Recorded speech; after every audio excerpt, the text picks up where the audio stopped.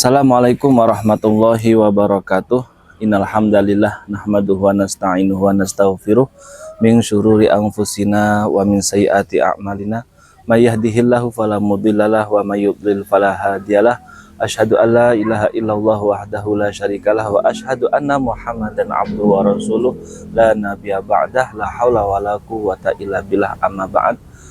Pemirsa dimanapun Anda berada, mudah-mudahan oleh Allah Subhanahu wa Ta'ala kita senantiasa mendapatkan ridhonya, apa yang kita cita-citakan kemudian diluluskan oleh Allah Subhanahu wa Ta'ala. Kita selamat di dunia maupun di akhirat, amin ya rabbal alamin.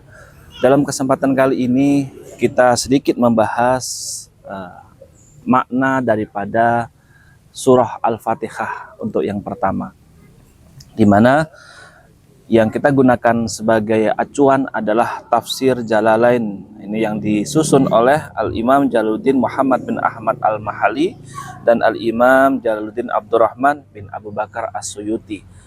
Ini suatu kitab yang sudah sangat populer, kitab tafsir Al-Jalalain. Itu yang kemudian menjadi panduan kita. Surah Al-Fatihah ini adalah surah Makkiyah, sab'u ayat.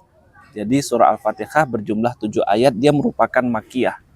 Makkiyah ini berarti suatu ayat yang diturunkan kepada baginda Nabi Muhammad SAW sebelum baginda Nabi Muhammad itu hijrah. Sebelum Nabi Muhammad hijrah, qoblal hijrah, diturunkan ayat kepada Nabi Muhammad, maka itu dikenal dengan surah Makkiyah. Kalau Nabi Muhammad setelah hijrah kemudian diturunkan ayat, itu dikenal dengan surah Madaniyah. Biasanya salah satu ciri daripada surah Makkiyah itu lebih banyak mengajak kepada kita semua. Di situ isinya lebih kepada tauhid, lebih kepada tentang pengesaan Tuhan. Jadi tentang penciptaan alam, yang mana nanti endingnya adalah kepada sang penciptanya. Kalau di Al-Madaniyah, salah satu cirinya adalah dia sudah kemudian membahas tentang tatanan sosial. Suratul Fatihah itu surah Makkiyah, dia 7 ayat bil basmalah ingkanat minha, dengan memasukkan Bismillahirrahmanirrahim ini sebagai satu ayat daripada surah Al-Fatihah. Lantas bagaimana kalau mungkin dalam pendapat yang lain yang mengatakan bahwa Bismillahirrahmanirrahim bukan bagian daripada surah Al-Fatihah? Karena kita tahu sendiri dalam prakteknya ada sebagian yang langsung ketika membaca surah Al-Fatihah itu tidak membaca bismillah, karena dia berpendapat bahwa bismillah bukan bagian dari Al-Fatihah, sehingga ketika membaca itu langsung alhamdulillahirabbil alamin, semacam itu. Apakah dia tetap 7? Jawabannya tetaplah 7. Nanti dia di suratal ladzina an'amta alaihim. Nah, di situ waqaf ghairil maghdubi alaihim waladdallin.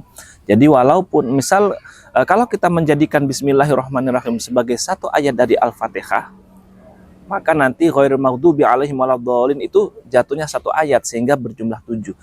Nah, kalau ada yang berpendapat Bismillahirrahmanirrahim bukan bagian daripada surah Al-Fatihah, maka nanti di ayat yang suratal ladzina an'amta alaihim ghairil maghdubi itu dia menjadikannya sebagai 2 ayat. Ingkanas minha bil basmalah ingkanas minha wasabi'atu suratal ladzina dan ila akhirih.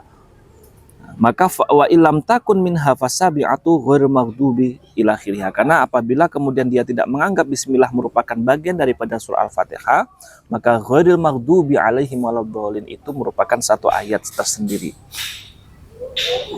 Bismillahirrahmanirrahim. Alhamdulillahirabbil alamin. Alhamdulillahirabbil alamin. Alhamdulillah jumlah khabariyah. Nah, di sini adalah qusida biha athana 'ala Allah bimadmuniha min annahu ta'ala malikun li jami'il hamdi minal khalqi au mustahiqun li ayyahmiduhu wallahu alima 'alal ma'bud bihaq. Wallahu alamun 'alal ma'bud bihaqqin. Jadi alhamdulillah ini adalah pujian, ya.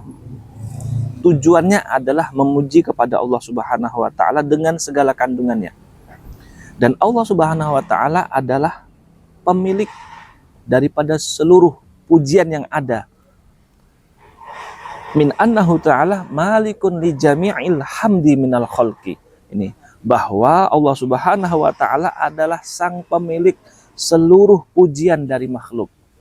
ada sesama kita manusia, sesama manusia saling memuji, maka pada hakikatnya pujian itu kembali kepada Allah Subhanahu wa taala. Karena alhamdulillah tadi, bahwa annahu ta'ala, bahwa Allah Subhanahu wa taala adalah malikun, pemilik li jami'il hamdi, pada seluruh pujian, minal khalqi, dari makhluknya. Au mustahiqqun li ayyahmiduhu, atau alhamdulillah adalah Allah memiliki hak, adalah yang berhak untuk dipuji. Maka ketika ada orang memuji kita, maka alhamdulillah, kita katakan alhamdulillah. Pada hakikatnya pujian dia itu kembalinya kepada Allah Subhanahu wa taala. Atau ada orang memuji kita, maka kita ucapkan alhamdulillah, karena sebenarnya yang berhak untuk dipuji, mustahiqun li ayyahmiduhu, semestinya yang berhak oleh seorang pada makhluk untuk memuji itu adalah dia muji kepada Allah Subhanahu wa taala.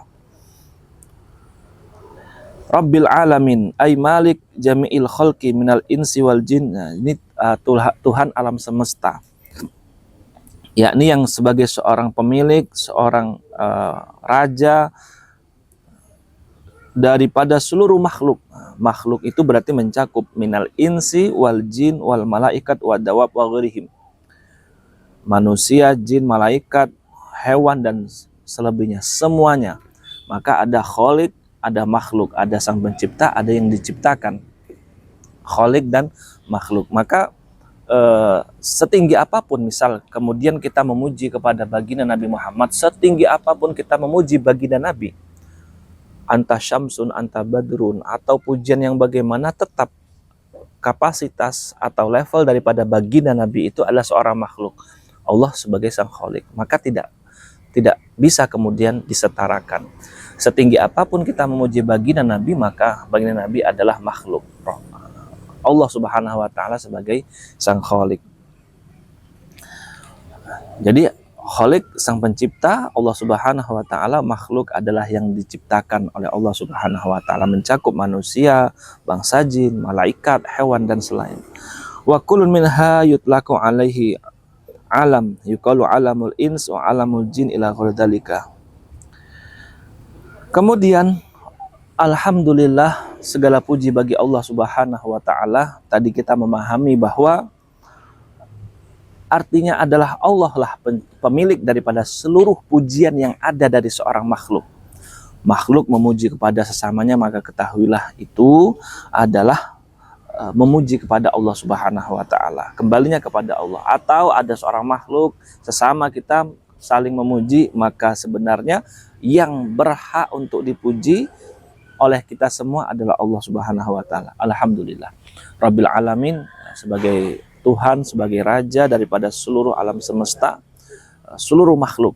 Makhluk mencakup daripada manusia, jin, hewan, manusia, jin, malaikat, hewan, dan selebihnya. Ar-Rahmanir Rahim, aidzir rahmah wa hiya iradatul khair li ahli. Ar-Rahman Ar-Rahim, pada surah ketiganya, Alhamdulillahirabbil alamin. Bismillahirrahmanirrahim, ayat pertama, ayat kedua Alhamdulillahirabbil alamin, ayat ketiga Ar-Rahman Ar-Rahim. Yang maha pengasih lagi maha penyayang, biasanya kita mengartikan semacam itu. Di dalam kaidah bahasa Arab, Ar-Rahman Ar-Rahim dalam kaidah bahasa Arab itu ziyadatul bina tadulu ala ziyadatil makna. Dengan penambahan huruf saja itu memberikan tambahan pada suatu makna. Dengan adanya penambahan huruf itu memberikan penambahan arti. Maka kita perhatikan Ar-Rahman dan Ar-Rahim ini jumlah hurufnya berbeda. Ar-Rahman ya ro ha mim alif ro ha mim alif nun. Kalau Rahim ro ha ya mim. Rahman ini ada 5 huruf tanpa menyebutkan alnya. Rahim ini berjumlah ro ha ya dan mim berjumlah 4 huruf tanpa ada al. Maka lebih banyak Rahman daripada Rahim dalam jumlah huruf. Yang satu 5 huruf, yang satu 4 huruf. Kembali kepada kaidah tadi, bahwa dalam kaidah bahasa Arab itu penambahan 1 huruf, penambahan huruf itu akan menambahkan pada makna. Karena pada Ar-Rahman ini kita artikan dengan Allah itu maha pengasih lagi maha penyayang, di dunia dan di akhirat.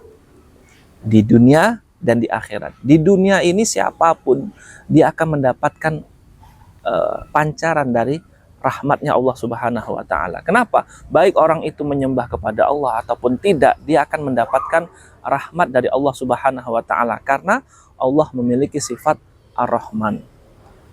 Nah, yang Ar-Rahim ini adalah ditujukan hanya ketika di akhirat saja. Tentu ini kan lebih banyak pada lafaz Ar-Rahmannya di dunia dan di akhirat. Kalau Ar-Rahim di akhirat saja. Karena tadi ziyadatul bina tadulu ala ziyadatil makna.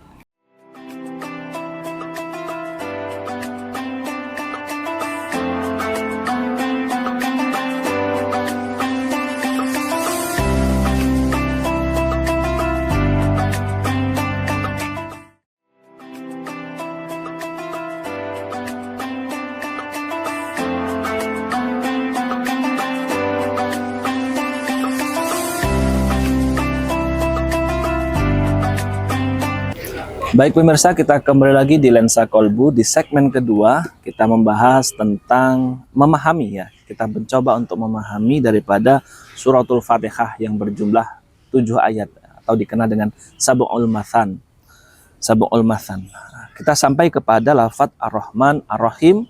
Di segmen pertama kita bahas bahwa Ar-Rahman dan Ar-Rahim ini ada perbedaan, sedikit perbedaan arti. Karena ziyadatul bina tadulu ala ziyadatil makna, dengan menambahkan suatu bentuk, suatu lafaz ini akan memberikan dampak makna yang lebih. Maka Rahman dan Rahim lebih banyak lafaz Rahman daripada Ar-Rahim. Rahman berjumlah 5 huruf, Rahim berjumlah 4 huruf. Maka maknanya lebih luas daripada Ar-Rahman. Karena di situ Rahman Allah memiliki kasih sayang di dunia maupun di akhirat. Semua siapapun itu makhluknya Allah Subhanahu wa taala mendapatkan pancaran rahmat, kasih sayang dari Allah Subhanahu wa taala.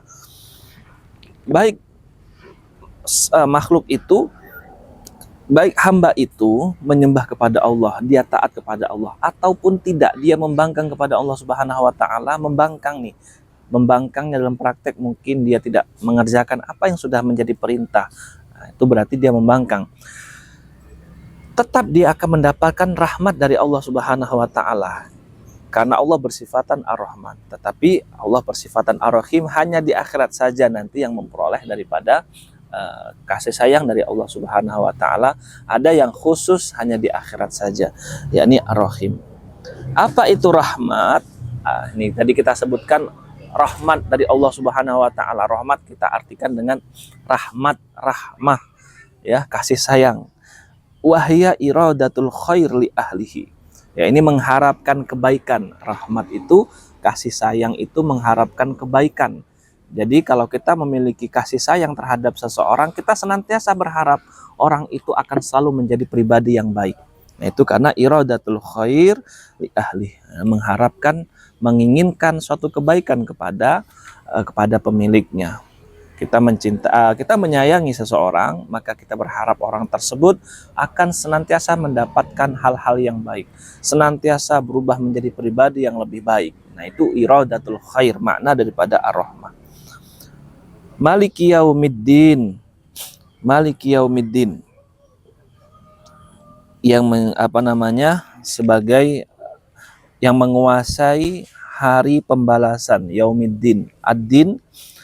Ad-din di sini diartikan dengan al-jaza, hari pembalasan atau yaumil qiyamah.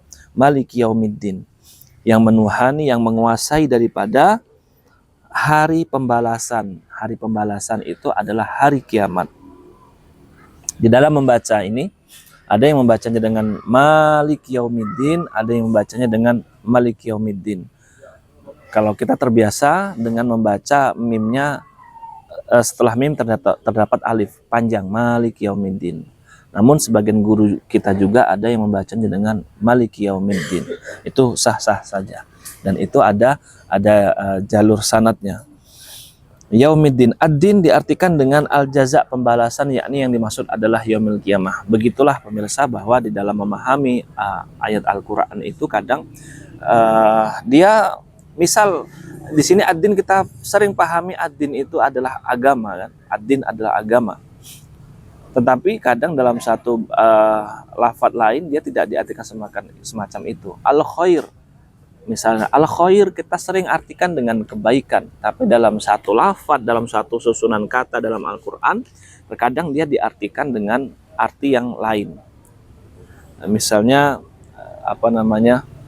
wal adiyati dhabhan fal muriyati qadhan fal mughirati subha fa atharna bihi naq'an fa wasafna bihi jam'a innal insana li rabbih lakanud wa innahu ala dzalika lasyahid wa innahu li hubbil khairi lasyadid. Li hubbil khairi, hubbil khairi di situ al khair yang diartikan di situ adalah harta benda. Wa innahu li hubbil khairi lasyadid. Dia itu sangat mencintai, hubbil khairi lasyadid, begitu dahsyatnya, syadid, begitu kuat dia ini mencintai, menggenggam daripada al khair, yakni harta bendanya, sehingga ketika saatnya untuk membayar zakat dia tidak membayar zakat. Karena kita kan memahami, ini ada salah satu pemahaman bahwa istilah bakhil itu, istilah pelit itu diartikan dengan bukan ketika ada orang ini dia tidak mau memberi, ada sedekah dia tidak memberi, itu tidak serta-merta dikatakan sebagai bakhil. Bakhil itu adalah orang yang tidak mengeluarkan harta wajibnya, semisal zakat. Mestinya dia mengeluarkan zakat, tidak dia keluarkan. Itu baru kemudian definisi bakhil ditujukan kepada dirinya. Jadi kita kembali lagi maliki yaumiddin. Ad-din di sini biasanya diartikan dengan agama, tapi yang dimaksud di sini adalah al-jaza, pembalasan, yakni hari pembalasan yang dimaksud adalah hari kiamat. Maliki yaumiddin ail jaza wa huwa yaumil qiyamah. Wa khussa bidzikri li annahu la mulka zahiran fihi li ahadin illa Allah taala bidalilin liman al-malikal yaum lillah wa man qara'a malik fa ma'nahu malikul amr. Kemudian fasohau sifatan ma'rifah ini. Yang dimaksud dengan ad-din al-jaza wa huwa yaumul qiyamah, hari kiamat.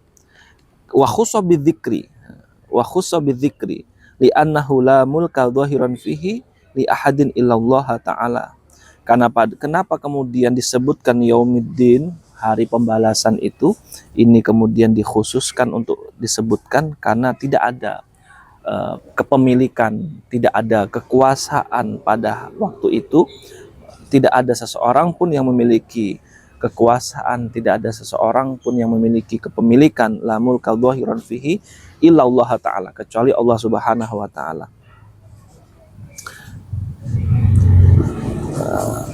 Kemudian kalau waman qara'a malik fa ma'nahu malikul amr kullihi fi yaumil qiyamah. Nah, kalau tadi kan merajai maliki yaumiddin, merajai hari kiamat, merajai hari kiamat, yakni tidak ada lagi kekuasaan, tidak ada lagi kepemilikan atau kekuasaan kerajaan yang dimiliki seseorang pada hari itu kecuali Allah Subhanahu wa taala. Itu dengan membacanya maliki yaumiddin.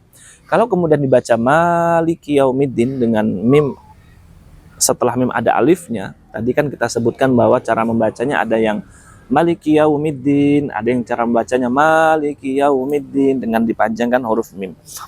Kalau dia dibaca panjang mimnya maliki yaumiddin, maka itu maknanya adalah malikul amri, yang memiliki segala hal semuanya. Pemilik segala hal di hari kiamat, pemilik segala hal di hari kiamat.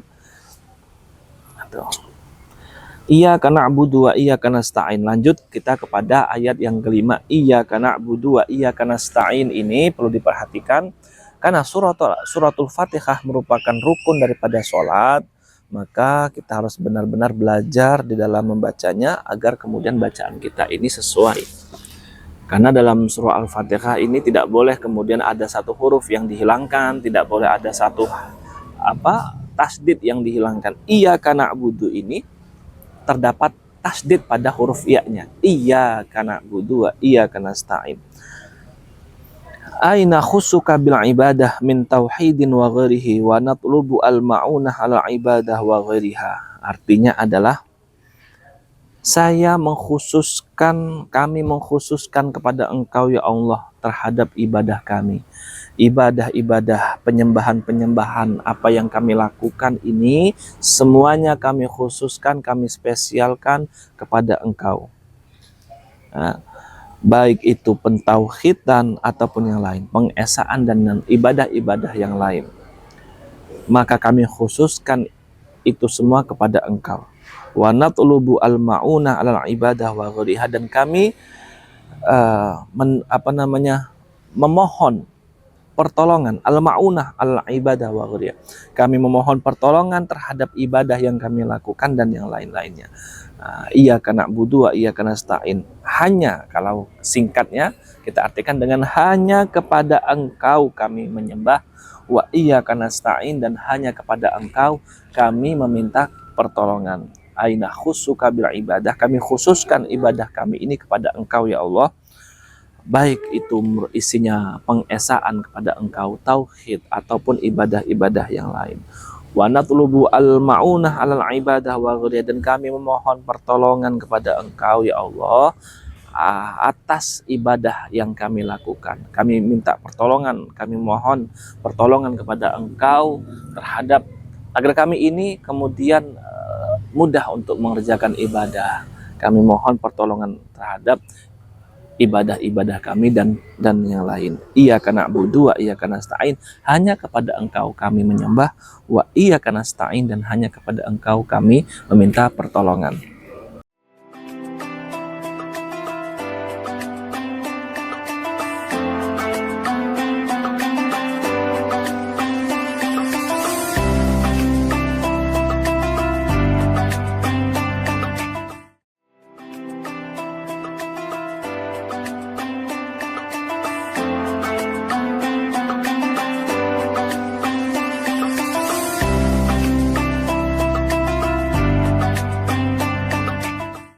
Baik pemirsa, kita kembali lagi di Lensa Kolbu. Kita di segmen ketiga, di segmen terakhir ini kita melanjutkan pembahasan dengan pemahaman sedikit yang kita pahami daripada surah Al-Fatihah. Terakhir kita pada ayat kelima, iyyaka na'budu wa iyyaka nasta'in, hanya kepada Engkau kami menyembah dan hanya kepada Engkau kami memohon pertolongan. Kami khususkan ibadah kami ini hanya kepada Engkau. Kemudian dan kami memohon pertolongan kepada Engkau ya Allah atas ibadah kami dan yang lain-lainnya. Kalau kita perhatikan ini di dalam bahasa, jadi iyyaka na'budu, iyyakanya itu adalah sebagai objek. Na'budu itu berisikan subjek dan predikat. Ya, dalam bahasa Arab itu kalau objeknya di depan, ya, objek di depan, maka dia memiliki makna takhsis, ya, memiliki pengkhususan, hanya ada, berartikan hanya. Tentu ini akan berbeda ketika objeknya ada di belakang. Kalau SPO misalnya objeknya ada di belakang, maka tentu akan berbeda ketika objeknya ditaruh di depan di dalam bahasa Arab. Iyyaka na'budu, iyyaka sebagai objek, hanya Engkau, ya. Na'budu subjek predikat, wa iyyaka objek, kemudian nasta'in subjek predikatnya. Dalam bahasa Arab apabila objeknya ada di belakang, ada di depan, ini maka memiliki makna arti daripada pentakhsisan. Hanya kepada Engkau kami mohon pertolongan dan hanya kepada Engkau kami menyembah dan hanya kepada Engkau kami mohon pertolongan. Di sini kita pahami, sebelum kita ini nasta'in, ya, meminta pertolongan kepada Allah Subhanahu wa taala, semestinya na'budu dulu gitu. Semestinya adalah nyembah dulu. Jangan kebalik. Kadang nasta'in tapi dia na'budu. Nah, ini harus sesuai urutannya. Urutannya gimana? Na'budu dulu, nyembah dulu, taat dulu, baru wa iyyaka nasta'in. Ini semestinya urutan semacam itu. Sebagaimana misalnya ada orang memahami dalam Al-Qur'an itu, kalau kemudian kita jelaskan agama ini dengan ketakutan katanya. Misal mengatakan dengan ancaman-ancaman, siapa yang tidak taat maka nanti akan disiksa karena Allah itu memiliki siksaan yang pedih gini katanya. Padahal Rasulullah itu diutus sebagai seorang rasul untuk memberikan kabar gembira. Memang benar, basyira wa nadhira, tapi perlu diperhatikan itu tidak boleh sepenggal. Basyira wa nadhira, bahwa Rasulullah SAW ini diutus sebagai basyir dan juga sebagai nadhir. Ya, Rasulullah sebagai pembawa berita baik, kabar gembira, dan juga sebagai seorang rasul yang membawa utusan memberikan kabar yang kemudian di situ untuk memberikan peringatan kepada umatnya, basyira wa nadhira. Hanya saja karena basyira disebutkan dahulu, artinya ketika kita berdakwah menyampaikan daripada Islam ini adalah Islam, kita kedepankan daripada basyira. Karena memang begitu. Basyira dulu baru nadhira. Tapi kalau kemudian basyira saja, berarti dia menafikan yang nadhira. Tidak boleh juga begitu. Basyira ada, nadhira ada. Tapi kita kedepankan yang basyira. Nah, na'budu dan nasta'in kita kedepankan dulu. Sebelum nasta'in kita kedepankan dulu na'budunya, nyembahnya, nasta'in. Sebagaimana juga dalam surah At-Tolak itu, wa may yattaqillah yaj'al lahu makhraja wa yarzuqhu min haitsu la yahtasib. Wa may yattaqillah, siapa orang yang takwa kepada Allah, maka yaj'al lahu makhraja, Allah berikan ia jalan keluar, wa yarzuqhu min haitsu la yahtasib, dan Allah berikan ia rezeki dari arah yang tidak dia duga. Kedepankan dulu takwanya, baru kemudian yaj'al lahu makhraja wa yarzuqhu. Syaratnya dilakukan takwa dulu, baru kemudian yaj'al lahu makhraja wa yarzuqhu min haitsu la yahtasib. Kedepankan. Sebagaimana basyira wa nadhira, tidak hanya basyira Rasulullah itu, tapi juga nadhira. Tetapi kita kedepankan basyironya. Di dalam menyampaikan, kita kedepankan yang kabar gembira, bahwasanya Allah memiliki sifat rahmat, bahwasanya Allah akan menghapus segala dosa hamba-hambanya, kecuali dosa itu adalah dosa yang menyekutukannya. Nah, itu adalah ayat-ayat yang bersifat tabsyir, memberikan kabar gembira. Innallaha yaghfiru dzunuba jami'a. Ketahuilah bahwa Allah itu memiliki sifat, Allah akan mengampuni semua dosa. Nah, itu tabsyir. Jadi basyira baru kemudian nadhira. Tapi tidak boleh kemudian sepenggal saja, basyira saja begitu. Kemudian menafikan yang nadhironya. Iyyaka na'budu wa iyyaka nasta'in, kita mengedepankan na'budunya, baru kemudian nasta'in. Ihdinas siratal mustaqim, ihdina, tunjukkanlah kepada kami as-sirat, jalan al-mustaqimah, yang lurus. Itu makna arti letterleknya begitu. Tunjukkanlah kepada kami jalan yang lurus. Ay arsyadana ilaihi wa yubdalu minhu siratal ladzina an'amta alaihim. Tunjukkan kepada kami jalan yang lurus ya Allah. Isinya di dalam surah Al-Fatihah ini doa. Tunjukkan kepada kami ya Allah jalan yang lurus. Jalan yang lurus. Kemudian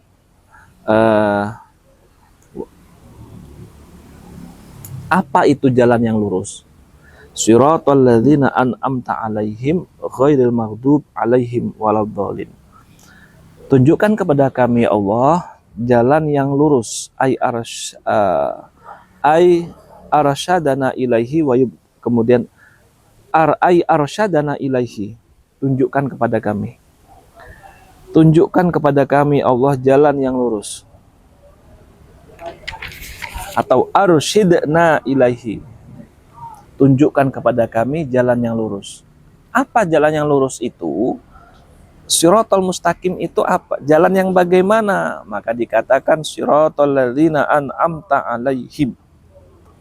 Siratal ladzina an'amta alaihim. Ini kalau yang menganggap bismillah bukan bagian dari Al-Fatihah, maka dia siratal ladzina an'amta alaihim, ini satu ayat. Ghairil maghdubi alaihim waladdallin, satu ayat. Tapi kalau kemudian orang itu menganggap bismillah merupakan satu ayat dari surah Al-Fatihah, dia akan membaca siratal ladzina an'amta alaihim ghairil maghdubi alaihim waladdallin, itu satu ayat, tidak dua ayat. Tunjukkan kepada kami ya Allah jalan yang lurus.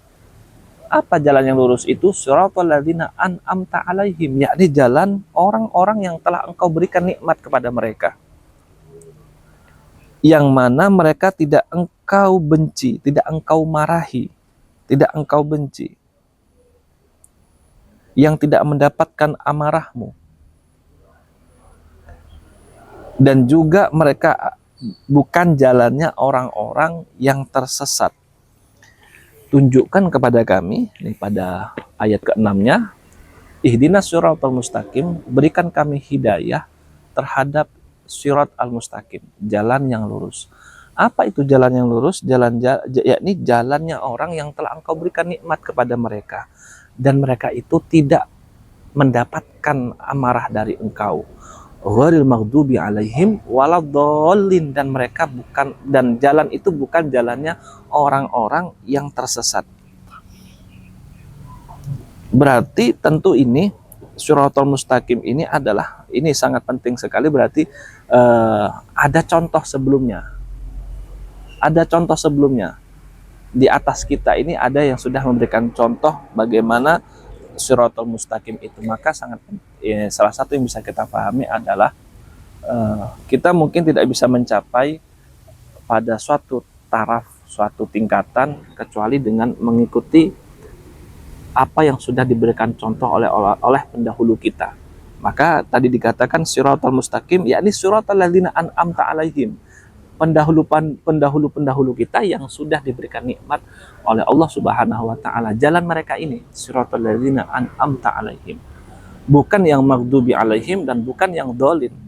Kalau dalam tafsir Jalalain jelas beliau langsung mengatakan yang dimaksud al-maghdubi alaihim, mereka-mereka yang mendapatkan amarah Allah, ghadab dari Allah itu adalah al-yahud. Waladhalin, dan juga bukan jalannya mereka-mereka yang tersesat. Di sini jelas langsung dikatakan dalam tafsir Jalalain mereka adalah an-nasara. Tapi kalau dalam tafsir yang lain, misal tafsir Syekh Abdul Qadir Al-Jailani misal, di sini tentu akan memberikan pentafsiran yang berbeda. Siapa yang dimaksud dengan al-maghdubi alaihim, siapa yang dimaksud dengan ad-dhalin, orang-orang yang tersesat, tentu dalam tafsir yang lain tidak langsung dikatakan oh mereka ini tidak, tetapi secara umum. Nah, tapi kalau dalam surah ini memang jelas dikatakan al-yahud, yang ad-dhalinnya dikatakan dengan an-nasara. Jadi ihdinas siratal mustaqim siratal ladzina an'amta alaihim, yakni jalannya orang-orang yang telah diberikan nikmat oleh Allah Subhanahu wa taala, yakni orang-orang terdahulu yang telah diberikan nikmat oleh Allah, bukan yang an'amta alaihim, ghairil maghdubi alaihim, bukan yang mendapatkan ghadab, amarah dari engkau ya Allah, waladhdallin, dan juga mereka bukanlah orang-orang yang tersesat. Wa nuqtatul bada ifada anal muhtadin laisu. Jadi mereka-mereka yang mendapatkan hidayah, ihdinas siratal mustaqim, mereka-mereka yang mendapatkan hidayah itu laisu yahud wala nasara, bukanlah mereka yang yahud dan juga bukan mereka yang nasara. Wallahu a'lam bishawab. Mudah-mudahan sedikit yang kita bahas daripada surah Al-Fatihah ini semakin memberikan penambahan ilmu sehingga kita lebih bisa menjiwai ketika kita membaca surah Al-Fatihah, kita sedikit memahami daripada isinya. Mudah-mudahan bermanfaat. Walafu minkum. Jangan lupa saksikan terus Lensa Kolbu setiap hari Kamis jam 8 malam. Walafu minkum. Assalamualaikum warahmatullahi wabarakatuh.